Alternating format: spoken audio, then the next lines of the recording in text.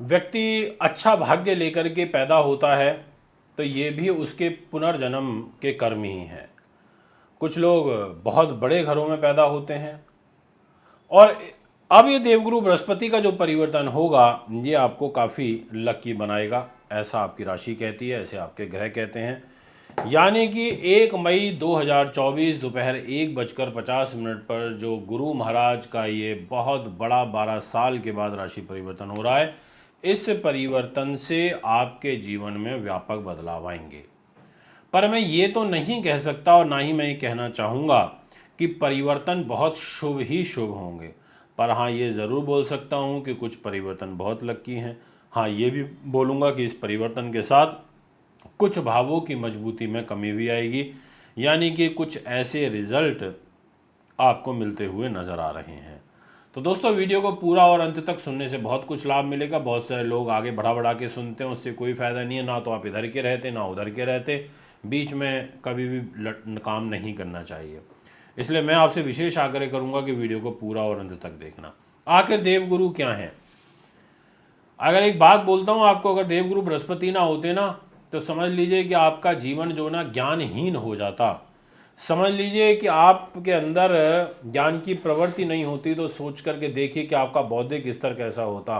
अगर देवगुरु बृहस्पति ना होते तो ये पूजा पाठ का सिस्टम ना चल पाता। देवगुरु बृहस्पति ना होते तो शिक्षा नहीं मिल पाती।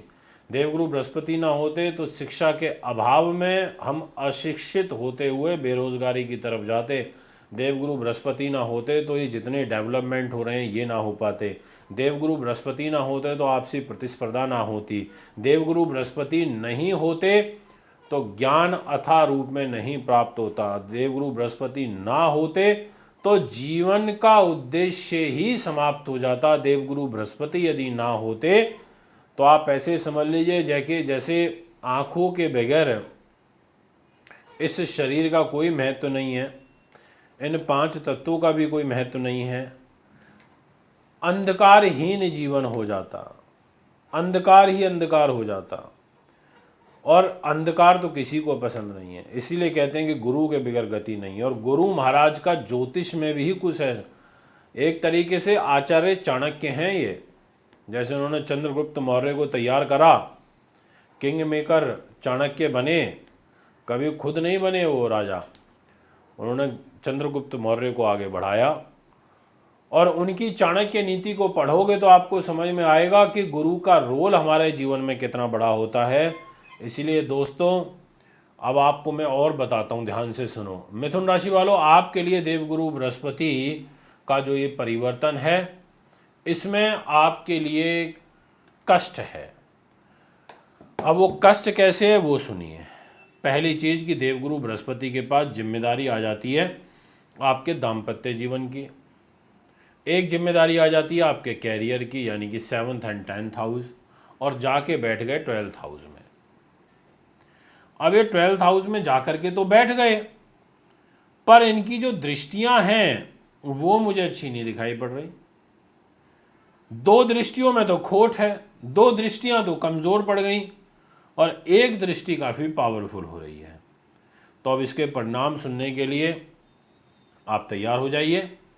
चैनल पर नए हैं तो फॉलो कर लें। हमारे 2 नए फेसबुक पेज हैं, एस्ट्रोलॉजर मानविंदर सिंह रावत के नाम से है, और दूसरा हमारा नया फेसबुक पेज है एस्ट्रो वैदिक 24 बाय मानविंदर रावत। तो इन दोनों को आप सर्च करके फॉलो कर सकते हैं, हमारे यूट्यूब को फॉलो कर सकते हैं। अब आता है विषय, सबसे महत्वपूर्ण बात कि आखिर आपके मिथुन राशि के ऊपर कौन से ग्रहों का वर्तमान में नकारात्मक प्रभाव है। तो ये बताते हुए मुझे खुशी हो रही है कि फिलहाल गोचर में जो बड़े ग्रह होते हैं, बड़े ग्रह से मेरा तात्पर्य है कि राहु, केतु, शनि और गुरु, इनका मिथुन राशि पर डायरेक्ट कोई भी प्रभाव नहीं है, क्योंकि ये रही मिथुन राशि। और राहु का तो कोई है ही नहीं, राहु तो यहाँ बैठा हुआ है। केतु की भी कोई दृष्टि नहीं है। गुरु इधर 12th हाउस में आ जाएगा 1 मई को। शनि इधर भाग्य के घर में बैठा है, यानी कोई भी ऐसा प्रभाव नेगेटिव नहीं है। तो ये एक प्लस पॉइंट हो गया कि आपकी राशि तो सुरक्षित है। अब गुरु का प्लेसमेंट खर्च के घर में हो रहा है, इसका मतलब ये हुआ कि ये खर्चे कराएगा। बट एक चीज़ बहुत पॉजिटिव है, कई बार तो ऐसा होता है कि खर्चे बहुत गलत कामों पर होते हैं। वासनाओं पर होते हैं, ऐश्वर्य के ऊपर होते हैं, गलत आदत चीज़ों पर, आदतों पर होते हैं। पर यहाँ देवगुरु बृहस्पति का 12th हाउस में आकर जो खर्च करा रहे हैं, ये अच्छी चीज़ों पे खर्चे करा रहे हैं। जैसे ये आपको भूमि का सुख दे देंगे। बहुत सारे लोग ऐसे थे, फर्स्ट पॉइंट डिस्कस कर रहा हूँ अभी आपसे, जो ये चाह रहे थे कि उनका 2024 में प्रॉपर्टी का काम बन जाए, तो प्रॉपर्टी का सुख आपको यहाँ पर मिल सकता है। ऐसी भूमिका में देवगुरु बृहस्पति हैं। दूसरा महत्वपूर्ण पॉइंट यहाँ पर कि आपको मकान का सुख दे देंगे, आपको वाहन का सुख दे देंगे। यानी कि बहुत से लोग ऐसे थे, पंडित जी हमारे पास घर तो है पर हमारे पास गाड़ी नहीं है, हमारे पास पार्किंग भी है पर गाड़ी नहीं है खड़ी करने के लिए, तो ऐसे भी प्रश्न आते हैं। तो यहाँ पर आपको वाहन का सुख निश्चित तौर पर प्राप्त होगा, क्योंकि देवगुरु बृहस्पति की पंचम दृष्टि आपके वाहन के भी घर में है, आपकी प्रॉपर्टी के घर में भी है। अब समस्या ये है कि आपको पिता का और स्त्री के सुख में कमी आएगी। तो जो नेक्स्ट पॉइंट है, इसी पे मैं अब प्रकाश डालना चाहूँगा कि पिता के साथ नहीं बन पाएगी, उनके साथ अड़चन रहेगी, और स्त्री के साथ में विशेष रूप से आपका तनाव रहेगा। और एक चीज़ और कह देना चाहता हूँ, और बहुत स्पष्टता के साथ, शत्रुओं पर तो आप हावी हो जाओगे, यानी कि शत्रु आपको परेशान तो करेंगे, पर आपको अंततः विजय हासिल हो जाएगी अपनी नीति से, अपनी विद्वानता से। इसके अलावा आपको व्यवसाय के अंदर जो खर्चे हैं वो ज़्यादा फेस करने पड़ेंगे, ऐसा भी आपकी जो ग्रह स्थिति है वो यहाँ पर मुझे इशारा करती हुई नज़र आ रही है। यानी कि आय के कंपैरेटिवली खर्चों में बढ़ोतरी हो जाना। इसके अलावा आपकी व्यर्थ की यात्राएं ज़्यादा होंगी और धार्मिक यात्राएं ज़्यादा होंगी इस देवगुरु बृहस्पति के परिवर्तन में।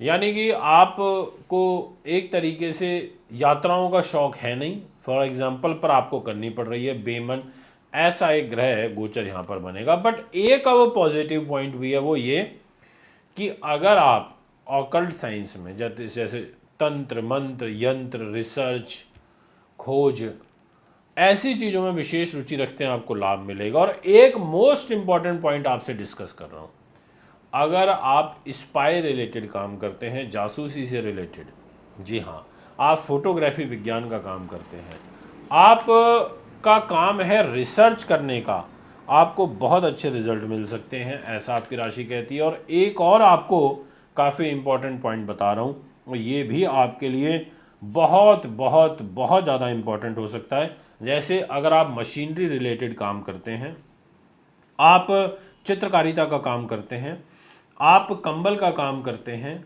आप शराब का काम करते हैं, इसके अलावा आप कंबलों का काम करते हैं, आप नारियल का सप्त धान्य का लोहे का काम करते हैं, या तेल का तिल का काम करते हैं, तो इस प्रकार के कृत्यों से आपको लाभ मिलता हुआ नज़र आ रहा है।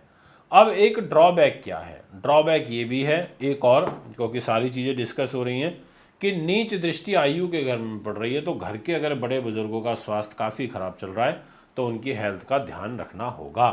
ये है दोस्तों आपके मिथुन का फल। कुंडली बनवाने, दिखवाने, पूजा पाठ, रत्न, अच्छी क्वालिटी के रुद्राक्ष लेने के लिए आप मुझे संपर्क कर सकते हैं।